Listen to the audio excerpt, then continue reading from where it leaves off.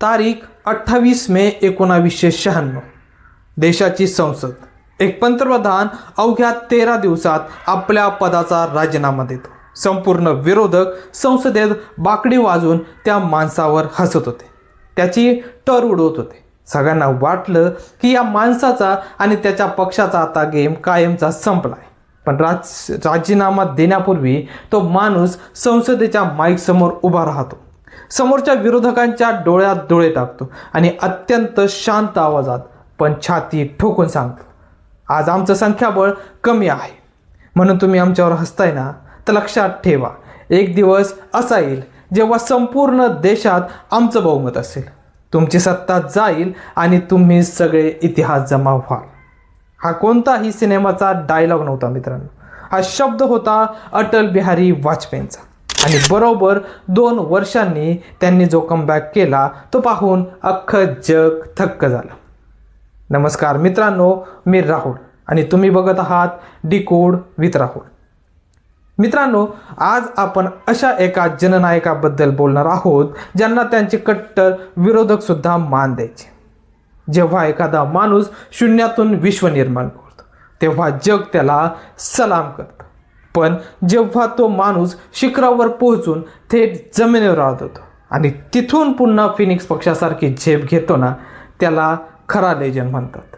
आज आपण अटल बिहारी वाजपेयींच्या यांच्या आयुष्यातील तो सर्वात मोठा कमबॅक पॅटर्न उलगडणार आहोत, जो आपल्याला शिकवतो की अपयशाने खचायचं नाही, कारण तुमची आजची हार ही उद्याच्या मोठ्या विजयाची नांदी असू शकते.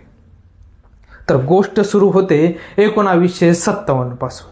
अटलजी पहिल्यांदा संसदेत पोहोचले. त्यांची भाषणं ऐकण्यासाठी स्वतः जवाहरलाल नेहरू संसदेत बसायचे. नेहरूंनी तर त्याच वेळी भाकीत केलं होतं, हा तरुण एक दिवस देशाचा पंतप्रधान नक्की बनेल. पण हा प्रवास वाटतो तितका सोपा नव्हता.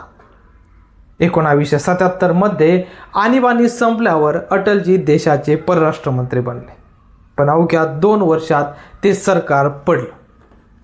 1980 मध्ये त्यांनी लालकृष्ण अडवाणी यांच्या सोबत मिळून भारतीय जनता पक्ष म्हणजेच BJPची स्थापना केली.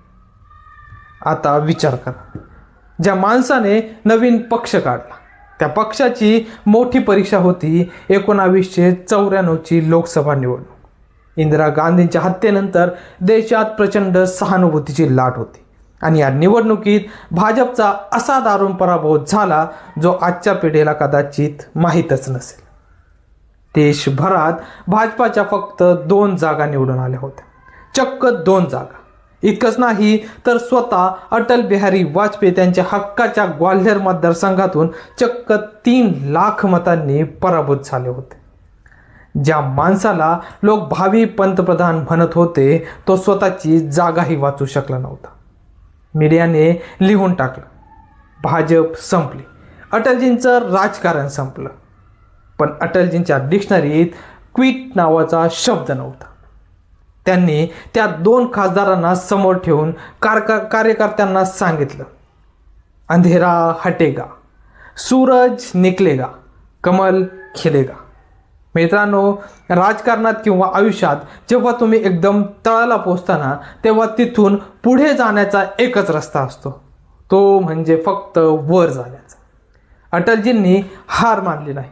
त्यांनी आणि अडवाणींनी मिळून संपूर्ण देशाचा दौरा सुरू केला. रथयात्रा निघाल्या, आंदोलने झाली आणि पक्षाची ताकद वाढत गेली. आणि मग उजाडला तो 1996चा काळ. निवडणुकीत भाजप सर्वात मोठा पक्ष बनला. अटलजींनी पंतप्रधान पदाची शपथ घेतली, पण त्यांच्याकडे पूर्ण बहुमत नव्हतं. प्रादेशिक पक्षांनी ऐनवेळी पाठिंबा काढला आणि अवघ्या 13 दिवसात अटलजींचं सरकार कोसळलं.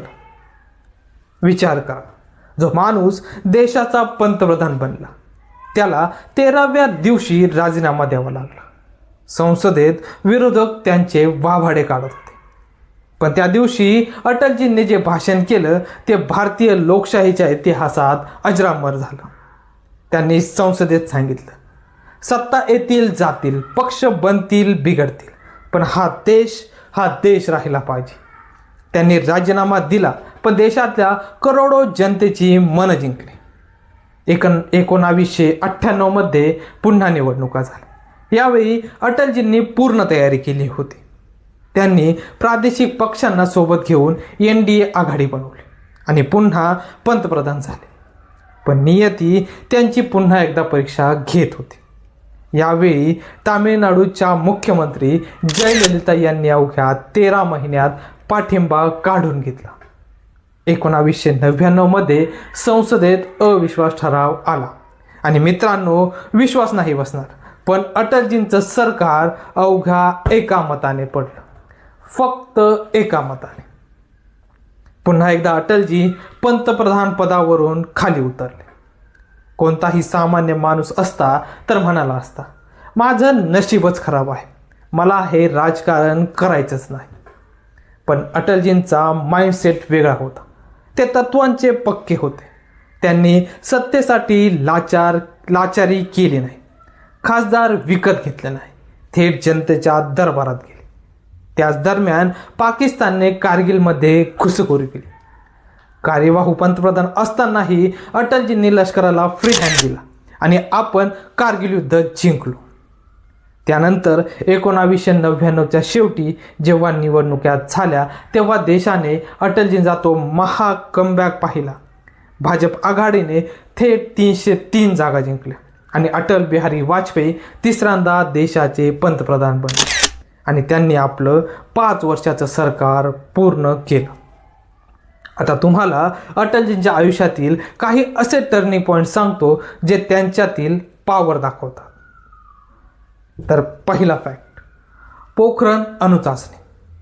1998 मध्ये जेव्हा अटलजी एका मताने सरकार पडायचं आधी पंतप्रधान होते, तेव्हा त्यांनी अमेरिकाच्या सॅटेलाइटला चकवा देऊन पोखरणमध्ये गुप्तपणे अणुचाचणी केली. अमेरिकेने भारतावर निर्बंध लादले, पण अटलजी झुकले नाही. त्यांनी दाखवून दिलं की भारत आता कोणासमोर झुकणार नाही. दुसरा फॅक्ट, कवी मनाचा नेता. अटलजी जेवढे कणखर राजकारणी होते तेवढेच ते कडक कवी होते. त्यांच्यावर जेव्हा वाईट वेळ यायची तेव्हा ते कविता लिहायचे. त्यांची एक कवितेची प्रसिद्ध ओळ आहे, क्या हार में क्या जीत में, किंचित नहीं भयभीत में, कर्तव्य पथ पर जो भी मिला यह भी सही वह भी सही. हाच विचार त्यांना प्रत्येक अपयशातून बाहेर काढायचा. तर आता तिसरा फॅक्ट, सगळ्यात मोठा टर्निंग पॉईंट. 1994 मध्ये जेव्हा ते निवडणूक हरले तेव्हा त्यांनी खचून न जाता पक्षाची दिशा बदलली. त्यांनी गांधीवादी समाजवादाकडून सांस्कृतिक राष्ट्रवादाकडे पक्षाला वळवलं. हाच निर्णय भाजपाला 2 जागांवरून आज 300 पार नेणारा ठरला. तर मित्रांनो, अटल बिहारी वाजपेयी यांच्या ह्या ऐतिहासिक कमबॅक स्टोरीबद्दल आपल्याला काय शिकायला मिळतं? आयुष्यात अनेकदा अशी वेळ येईल जेव्हा लोक तुमच्यावर हसतील, तुमची टर उडवतील. तुम्हाला वाटेल की अवघ्या एका मताने किंवा एका मार्गाने तुमची संधी हुकली.